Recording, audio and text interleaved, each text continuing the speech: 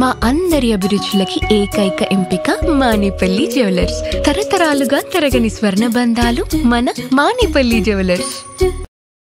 Sir, Google data centre, Adani centre ఒకటే అయినప్పుడు మరి వైఎస్ఆర్సీపీ ఏ అంశం మీద అపోజ్ చేస్తుంది? అపోజ్ చేయడం లేదు. పర్యావరణం కానీ ల్యాండ్ కానీ. No, we are not opposing. In fact we are supporting this. మేము ఇనిషియేటివ్ తీసుకున్నాం కాబట్టి ఇది జరిగింది. అంటే కొంతమంది అక్కడ పర్యావరణం గురించి మాట్లాడుతున్నారు. పర్యావరణం గురించి ఎవరో మాట్లాడుతూ ఉన్నారు అనే దానికి నువ్వు నన్ను అడిగితే నేనేం చెప్పగలుగుతా తల్లి? Ultimately at the end of the day రాష్ట్రం అన్నది ఏఐ యుగంలో ఉంది. ఏఐ యుగము, క్వాంటమ్ కంప్యూటింగు, ఈ యుగాలు లేకపోతా ఉన్నాం మనం. అండ్ వీటికి అన్నిటికీ కూడా హబ్ అనేది డేటా సెంటర్. ఈ డేటా సెంటర్స్ అనేటివి లేకపోతే ఫర్దర్ ఎవల్యూషన్ అనేది ఉండదు. So it's a must that the ecosystem build కావాలి అని అంటే డేటా సెంటర్ ఉంటేనే ఎకోసిస్టమ్ బిల్డ్ అవుతుంది. So there should be a certain capacity of data centers supporting the entire ecosystem. Maybe beyond a point, beyond the scale వెళితే నువ్వు చెప్పినట్టు power requirements వల్ల అయితేనేమి, ఇంకొకటి అయితేనేమి, వాటర్ గజ్లింగ్ అయితేనేమి, ఇంకోటి అయితేనేమి నువ్వు చెప్పిన కొన్ని సమస్యలు రావచ్చేమో. బట్ ఒక సర్టన్ కెపాసిటీ అయితే బిల్డ్ కావాల్సిన అవసరం అయితే ఖచ్చితంగా ఉంది. ఆ సర్టన్ కెపాసిటీ బిల్డ్ అయ్యేదాకా ప్రతి ఒక్కళ్ళం కూడా దానికి సపోర్ట్ చేయాల్సిన అవసరం ఉంటుంది. After a certain capacity, beyond a certain capacity మీరు చెప్పింది కరెక్ట్.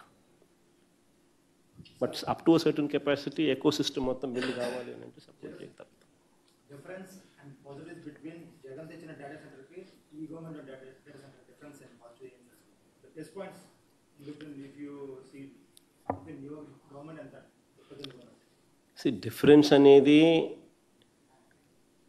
కనిపించేది ఏమిటి అని అంటే డిఫరెన్స్ పరంగా, డేటా సెంటర్ల పరంగా డిఫరెన్స్ కనిపించదు.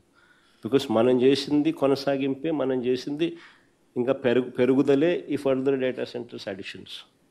కానీ మనం ఇవాల్వ్ చేసినప్పుడు మనం not only data centre but మీరు ఐటీ స్పేస్ కూడా కట్టాలి,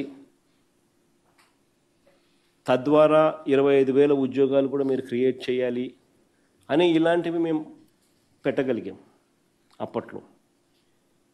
చూడు, మేము అప్పట్లో సమయానికి స్లైడ్ కూడా చూపిస్తా ఉన్నాం.